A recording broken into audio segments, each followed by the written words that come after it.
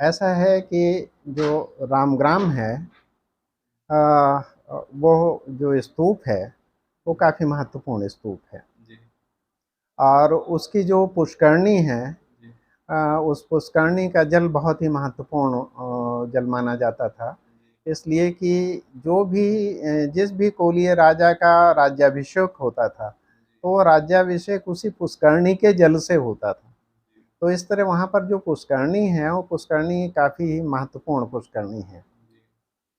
और जहाँ तक प्रश्न उठता है वहाँ पर जो एक शिवलिंग टाइप का है, वो क्या है? जी। तो उसके बारे में 2 तरह की बातें आती हैं।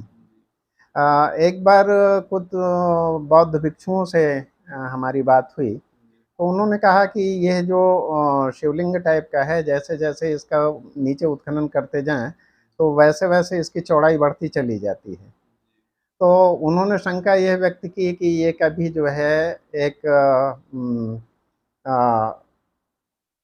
अ, स्तूप नहीं, उसको क्या कहेंगे, एक स्तंभ टाइप का जी। रहा होगा और बाद में वो धँस गया होगा। जी। लेकिन ह हमने जो हमारी जो अवधारणा है, वो वास्तव में जो शिवलिंग है, वो शिवलिंग नहीं है बल्कि उष्णीष है। इस तरह के उष्णीष उसके चारों तरफ बनाए गए रहे होंगे। जो वहाँ का ये स्तूप है, स्तूप का जो ऊपरी हिस्सा है, जहाँ पर कि अस्थि अवशेष रखे जाते थे, उनके चारों तरफ एक परिक्रमा पथ होता था।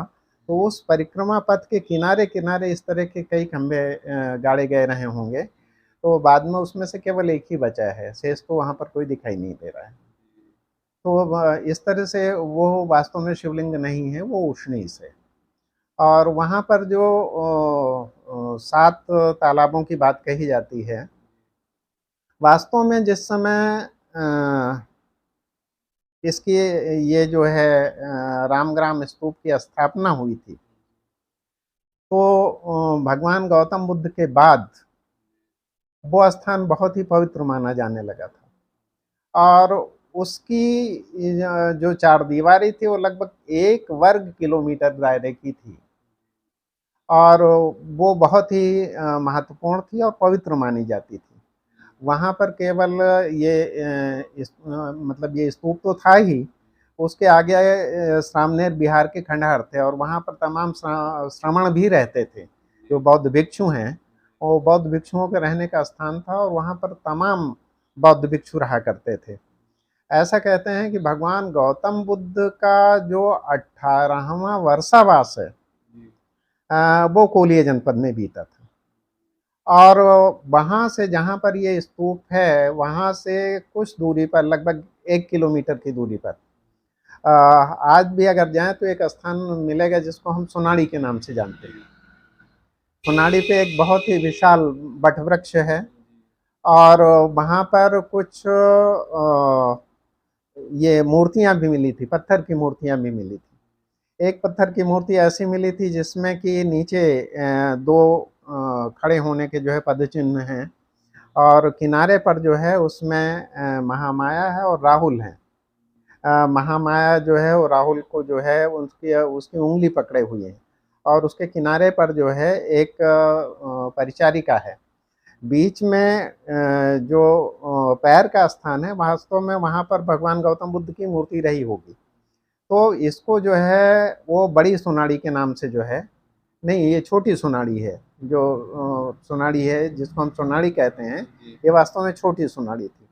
और यहाँ पर काफ़ी बड़ा जो है एक श्रमणों के रहने का स्थल रहा होगा। जी। काफ़ी विशाल। और वहाँ पर हज़ारों श्रमण जो हैं वो रहते रहे होंगे। भगवान गौतम बुद्ध जब आए यहाँ पर और 18वाँ वर्षावास जो उन्होंने व्यतीत किया, तो इसी स्थान पर उन्होंने व्यतीत किया होगा। और चूँकि इसके बगल में ही वो रामग्राम का स्तूप है और वह स्तूप उस समय एक बहुत बड़े तीर्थ के रूप में जाना जाता था। तो बाहर से काफ़ी पर्यटक भी आते थे और वहाँ पर श्रमण भी तमाम रहते थे। वो अपनी वहाँ पर साधना करते थे। तो ये जो बाहर से श्रमण आते थे और तीर्थयात्री आते थे, उन सबको जो है पानी की कोई परेशानी ना हो, जी। तो इस दृष्टि से जो है वो तालाब जो है खोदे गए रहे होंगे। और दूसरी बात ये कि उस समय यहाँ पर सिंचाई का कोई दूसरा साधन नहीं था, तो सिंचाई का मुख्य साधन जो है वर्षा के समय में जो तालाब थे उनको जो है पानी से भर लिया जाता था और साल भर जो है इसी पानी से उसकी सिंचाई होती थी। और इस कारण भी वो जो 7 तालाब दिखाई दे रहे हैं, इनका निर्माण हुआ होगा, ऐसा अनुमान लगाया जा सकता है। इतिहास में भी इसका कुछ उल्लेख नहीं है इस तालाब का। इतिहास में ये जो पुष्करणी है, जी। पुष्करणी का तो उल्लेख है, जी। लेकिन 7 तालाब जो हैं जी। इनका उल्लेख नहीं बिल्कुल। है। बहुत बहुत धन्यवाद सर आपका। आपने थैंक बहुत सी जानकारी दी। आगे वो जानकारी आपसे हम लेते रहेंगे। तब तक के लिए नमस्कार। क्या